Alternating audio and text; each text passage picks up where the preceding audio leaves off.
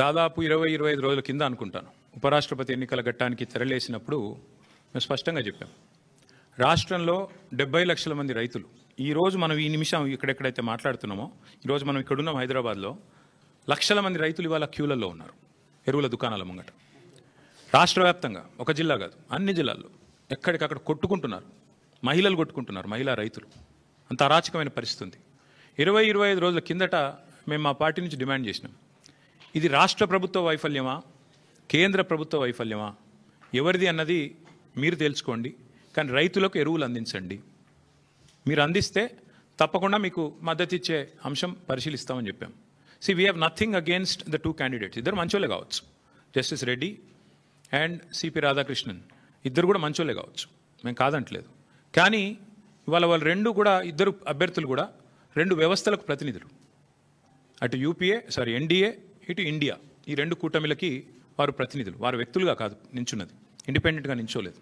ఒకరు కాంగ్రెస్ తరపున ఒకరు బీజేపీ తరపున నించున్నారు. ఇటు కాంగ్రెసు అటు బీజేపీ ఇద్దరూ కూడా ఈ రాష్ట్ర రైతులను వేధిస్తున్నారు, సతాయిస్తున్నారు, చావగొడుతున్నారు. వాళ్ళు ముష్టి యుద్ధాలకు తిరిగే ఒక అరాచక పరిస్థితి తెచ్చిపెట్టినారు. 20-25 రోజుల కింద మేము హెచ్చరించినా అప్రమత్తం చేసినా ఇంతవరకు కేంద్ర ప్రభుత్వం స్పందించలేదు, రాష్ట్ర ప్రభుత్వం స్పందించలేదు. అందుకే 70 లక్షల మంది తెలంగాణ రైతన్నల తరపున మేము నిర్ణయం తీసుకున్నాం. నిజానికి నోటా ఉంటే ఎన్నికలు బహిష్కరించడం మంచిది కాదు, ప్రజాస్వామ్య ప్రక్రియలో పాల్గొనాలి.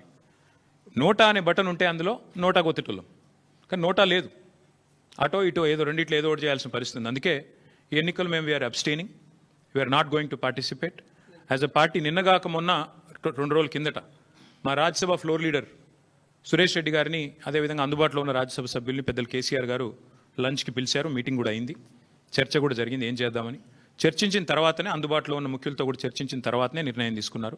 ఈ ఎలక్షన్లో మేము ఎవరికి కూడా సబార్డినేట్ కాదు, ఎన్డీఏ సబార్డినేట్ కాదు, మేము ఇండియా సబార్డినేట్ కాదు, మేము తెలంగాణ ప్రజలకు సబార్డినేట్ అంతే. కాబట్టి తెలంగాణ ప్రజల పక్షాన వారి బాధను వ్యక్తం చేయడానికి ఇది ఒక వేదికగా వాడుకుంటున్నాం. తెలంగాణ రైతుల పక్షాన ఈ ఎన్నికల్లో మేము పాల్గొనబోట్లేదు. We are going to abstain.